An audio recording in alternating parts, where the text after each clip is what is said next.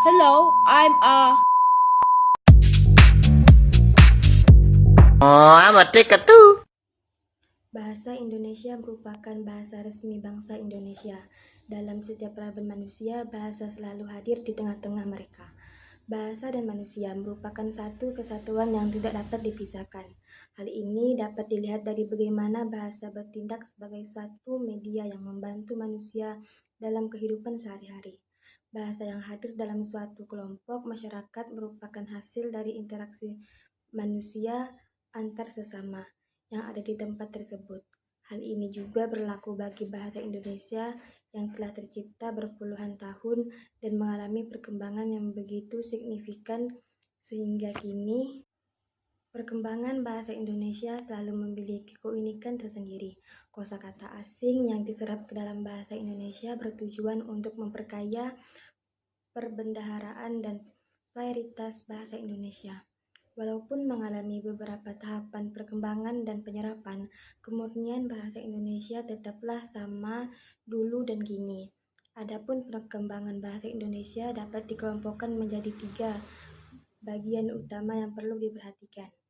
Ketiga bagian tersebut adalah bahasa Indonesia sebagai bahasa pemersatu, bahasa Indonesia sebagai bahasa resmi negara, dan bahasa Indonesia sebagai bahasa internasional. Pembahasan terkait bahasa dapat berlanjut apabila konsep dasar dari bahasa sendiri dengan benar dan dipahami.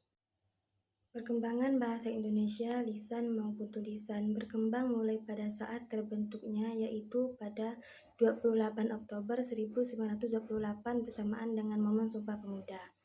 Setelah terbentuknya bahasa Indonesia terus berkembang seiring berlakunya ejaan Van Operasion Melindo bahkan hingga ejaan yang disempurnakan ini adalah beberapa contoh sederhana bagaimana bahasa Indonesia dengan pesat mengalami perkembangan.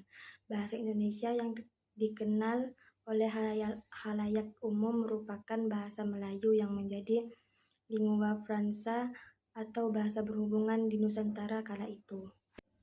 Bahasa Melayu telah ada dan digunakan terlebih dahulu. Keberadaan bahasa Melayu pun dapat ditilik dalam saat persiapan Kongres Pemuda tahun 1926. Para pemuda masih mempermasalahkan tentang sebutan Bahasa Persatuan Indonesia. Kemudian Muhammad Tabrani mengusulkan bahasa Melayu diganti dengan istilah bahasa Indonesia. Dan hal ini pun disetujui bersama pada 2 Mei 1926.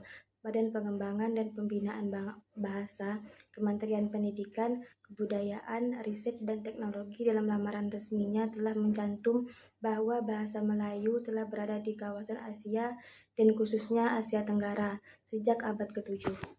Selanjutnya, untuk sejarah perkembangan bahasa Indonesia dapat disoroti melalui zaman Sriwijaya yang menggunakan bahasa Melayu untuk menjadi bahasa pembelajaran kebudayaan dan hingga pada saat penyebaran agama Kristen oleh para pendeta-pendeta dan orang Belanda pada saat masih berada di Indonesia. Bahasa Melayu yang merupakan cikal bahasa Indonesia telah berkembang dengan sangat pesat di Indonesia, bahkan sebelum bahasa Indonesia pertama kali resmi diumumkan pada Sumpah Pemuda.